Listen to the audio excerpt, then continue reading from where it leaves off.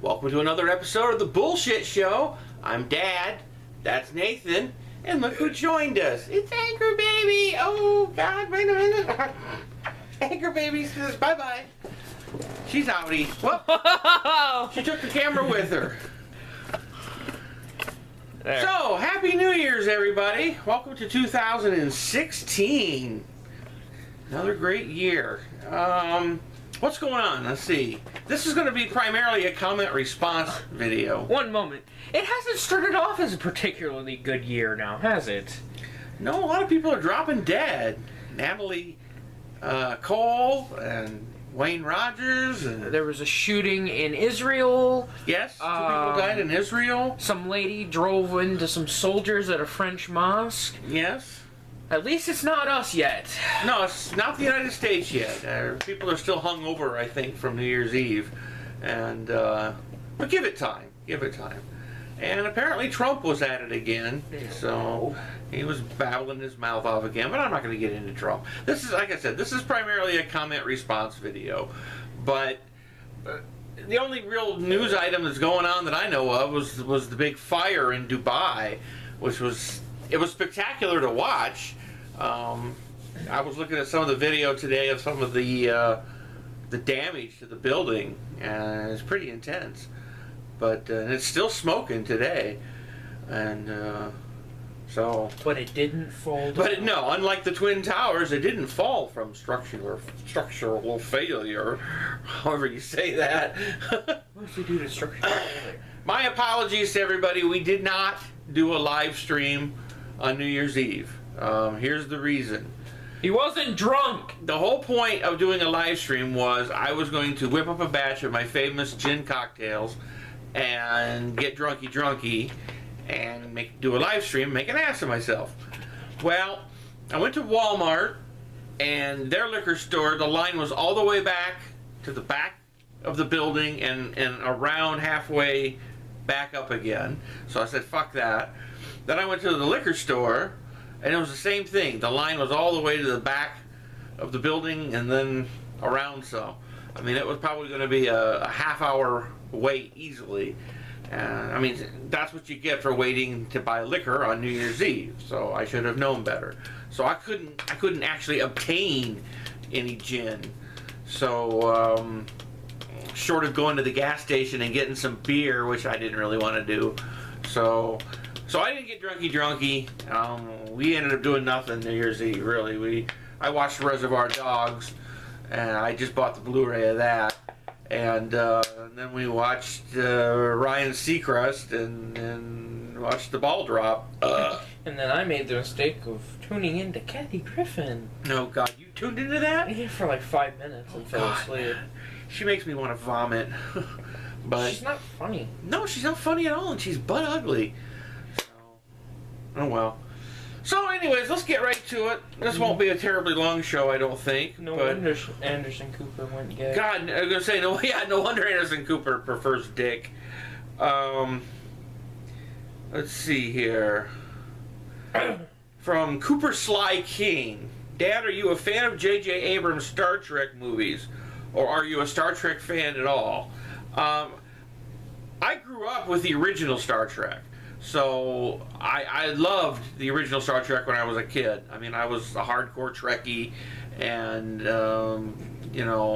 Trouble with Tribbles is still my favorite episode, as is to many other people. And when I was a kid, I wanted to grow up and be Spock.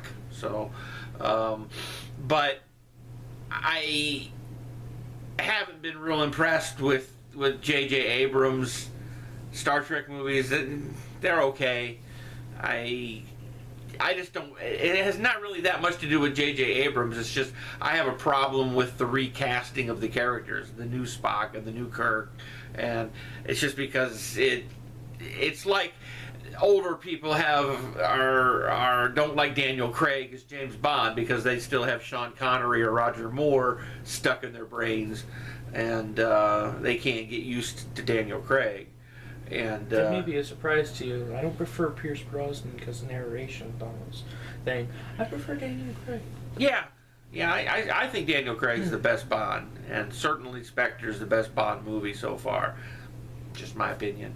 And but so I always kind of was under the impression J.J. Abrams is kind of a hack, and so. But I have to say, I really enjoyed The Force Awakens, and he kept himself pretty much in control. There were some directorial things that kind of bugged me, and there was a good amount of lens flare going on there, particularly in that first battle sequence. And I kept thinking, oh God, this better not become habitual in the movie. And he kept it under control. So I don't know. I can tell you a long story about the lenses that they used. They specially formulated them so they wouldn't flare, so he would not have the tendency to use too much lens flare. But, so, I'm not a huge J.J. Abrams fan, but he definitely scored a big one with The Force Awakens. Let's see, Lumpy Chumpkins, you're welcome for the fart. I got that one just for you. If I get another one, it'll be for you. I got one. Uh-huh. William C.A.3. Dad, tell us the story of your childhood. Yes, that's what I was going to do. Yeah, okay. My childhood. I don't know what you want to know about my childhood. I can tell you a secret about my childhood. I don't even know if Nathan knows this one. You got stuck in a stage? Stuck in a stage? Yeah, you fell into a hole in the stage at your high school. Is that what you're going to say? Oh, I tripped on a hole that I put in the stage, but that's not really my childhood. Now look at my hand. You can see how my pinky sticks out from the rest of my hand? Because my pinky's crooked. I don't know if you can really tell that on the camera or not, but when I was 3 years old, my brother shut my hand in a car door, and all my hand was doing in the hinge of the car door, I don't remember. I just remember him shutting my hand in the car door, and he shut my pinky in it, and it crunched my pinky, and I had to go to the doctor. I don't think I got stitches. I don't remember. I've got a little bit of a scar on it, but I don't know if I got stitches or not. I think my mother said I didn't, but they bandaged. I know I went to the doctor, they bandaged it up, but when it healed crooked, and so I'm permanently British on this hand. When I drink tea or drink a beer or something, everybody thinks I'm being posh because my pinky sticks out. It's just because it does that. I mean, it doesn't do it on this hand naturally. This hand is because I got my finger smashed. But my childhood, I think I told you to email me, so I'll tell you more stories. But I had a very normal Leave It to Beaver childhood growing up in the 70s and 80s, and you know, I wasn't molested. My parents didn't divorce. It was a normal childhood. I was just a weird child and continue to be a weird adult. So I'll come up with some more stories later. I don't want this video to be too damn long.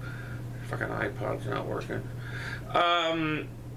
Bad Jay-Z, or Bad Jazzy, I'm sorry, not Jay-Z. Jazzy, Bad Jazzy.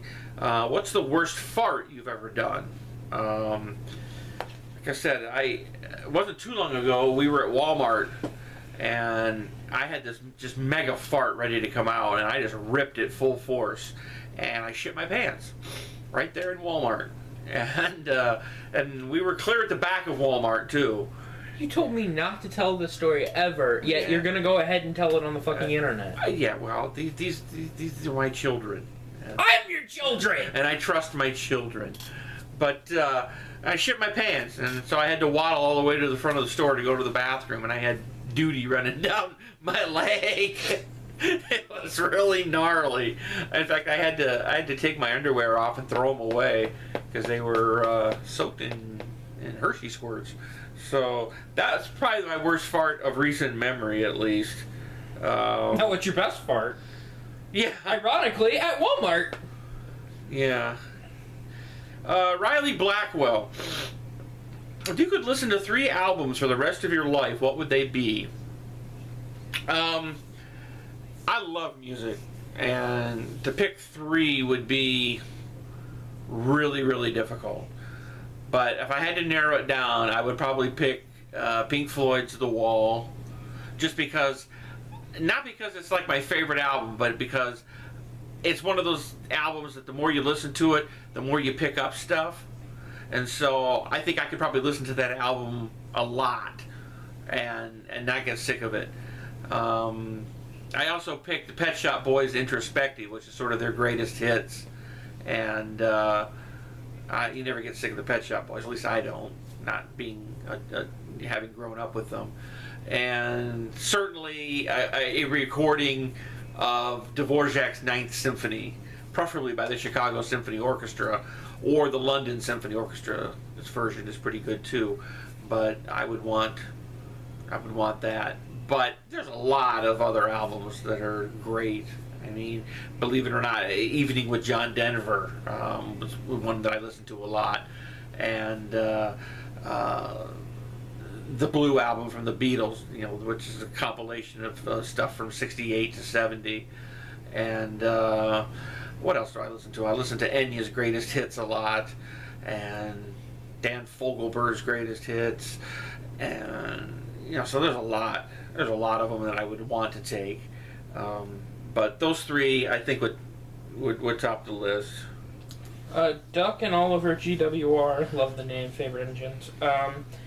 Dad, do you like trains? I'm not a train nut like Nathan is, but I kind of like them, and I think part of it is just because I've been exposed to them so much. Real trains, not the model trains. I could really care less about the model trains, really. But real trains, I think they're kind of neat. I mean, especially after we went to the National Railway Museum in York, England. They're pretty fascinating.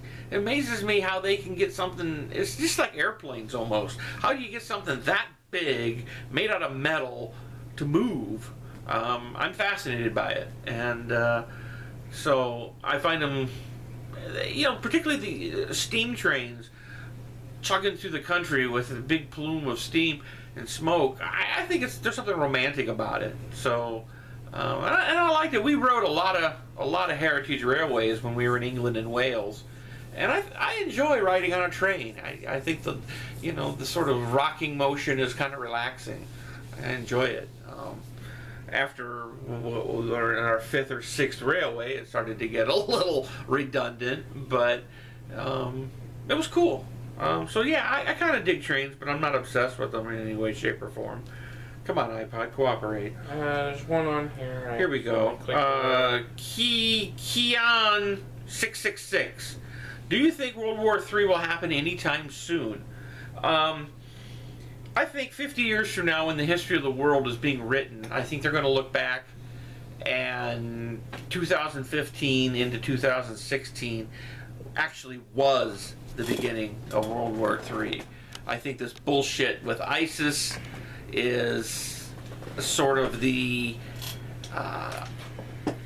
Spanish Civil War, Austrian Civil War that led up to the war. I don't know. I don't think people are comparing ISIS to the Nazis, and they're not that sophisticated. The Nazis were a very sophisticated, dare I say, very intelligent group of people.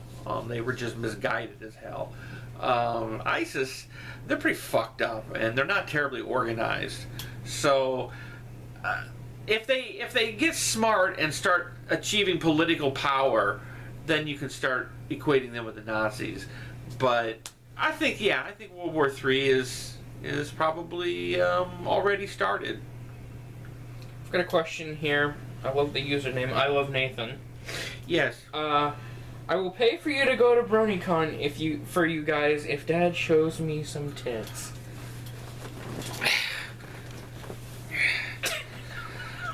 Yeah, baby!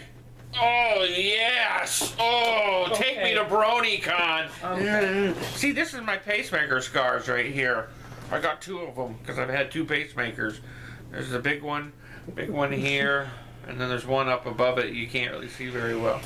But that's my... I'm totally naked, people! You can see my bottom half if you want to send me to BronyCon. Yeah. But, so that'll be $2,000. Thank you. Let's see. He had Joyride, and this is something that again, email me and we can discuss this in further detail. But I'll try to be brief. Talk about my extra work in Ferris Bueller. Actually, on Ferris Bueller, I was a third assistant director, and so that made it into the film that I know of. There's only 2 shots that I think I'm in, and the one shot, nobody can see my dick. The one shot is, you can only see it on a widescreen television in underscan because I'm at the very, very edge of the frame. But I'm the one that's holding a coat. See, the scene, the twist and shout parade scene, took place. The whole Ferris Bueller takes place in May, but that scene we were shooting in late October, or was it early November? It was late October, I think, right before Halloween, and it was very, very cold. And we had 10,000 extras that day, and it was a Saturday. On LaSalle Street in Chicago, and everybody had coats, but then that was kind of one of the things that as a third assistant director I had to do, is make sure everybody took their coat off when we were actually rolling film, because again, it was supposed to take place in the warm springtime, and that included me. I had a coat, but Mia Sarah, who played what was her character's name in Ferris Bueller? Do you remember? I can't remember, but it's Ferris Bueller's girlfriend, whatever her name was. She had a fairly heavy coat on, and she was cold, and so kind of my job for a while was to, at the beginning of the take, she would take her coat off and give it to me, and then as soon as the take was over, because they were walking, as if you remember the sequence, Ferris is on the float doing twist and shout, and they walk along the street. So I'd have to run and chase after them as soon as the shot was over and give her back her coat. So I can actually say that I undressed Mia Sarah. So I'm proud of that moment. But most of the stuff I did was behind the scenes stuff.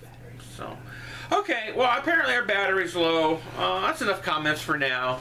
I'm getting cold. My nipples are rock hard. So we'll wrap this up.